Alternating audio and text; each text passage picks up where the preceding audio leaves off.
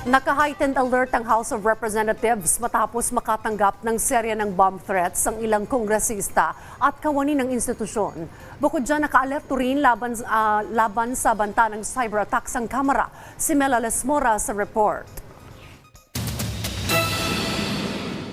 Mahigpit ang seguridad pagpasok pa lang ng Batasan Complex, pati sa iba't ibang gusali nito, pinaigting din ang pagbabantay. Paliwanag ni House Secretary General Reginald Velasco, naka-heightened alert ngayon sa Kamara matapos makatanggap ng serya ng bomb threats ang ilang kongresista at kawani ng institusyon.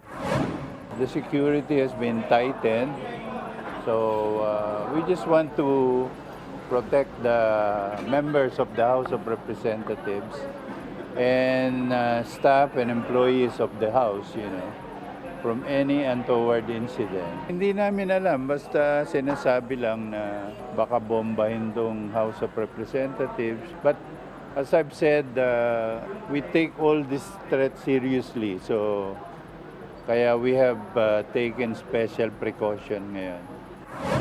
Bukod dito, naka-alerto rin ang Kamara laban sa cyber attacks. Nitong weekend, una nang sinabi ng DICT na isang grupo mula sa China ang nakikita nilang nasa likod umano ng cyber threats sa ilang government websites sa bansa. Bagay na tinututukan na rin ng PNP Anti-Cybercrime Group. Well, yun nga, we have beef up our cybersecurity with the help of the ICT.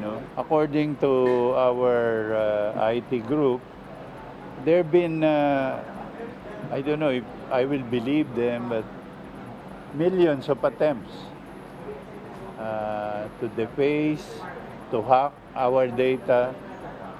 So there's really a cyber threat against the House of Representatives. Sa naunang pahayag, hinimok na rin ni House Speaker Martin Romualdez ang DICT na magsagawa ng komprehensibong briefing sa Kamara ukol sa issue. Ayon sa House Leader, nakababahala na ang cybersecurity breaches na ito na maituturing na banta sa ating pambansang seguridad at interes. Sa lalong madaling panahon, inaasang tatalakayin na ito sa isang pagdinig ng Kamara upang mabusisi kung gaano kalala ang problema at ano-ano ang hakbang ng gobyerno ukol dito.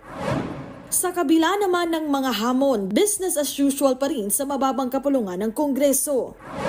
Ang House Committee on Public Order and Safety ipinagpatuloy ang pagdinig ukol sa 4 na Chinese nationals na dinukot at pinagnakawan umano ng mga pulis. Habang ang House Committee on Energy nagkasanaman ng investigasyon ukol sa mga issue sa supply ng kuryente sa Palawan.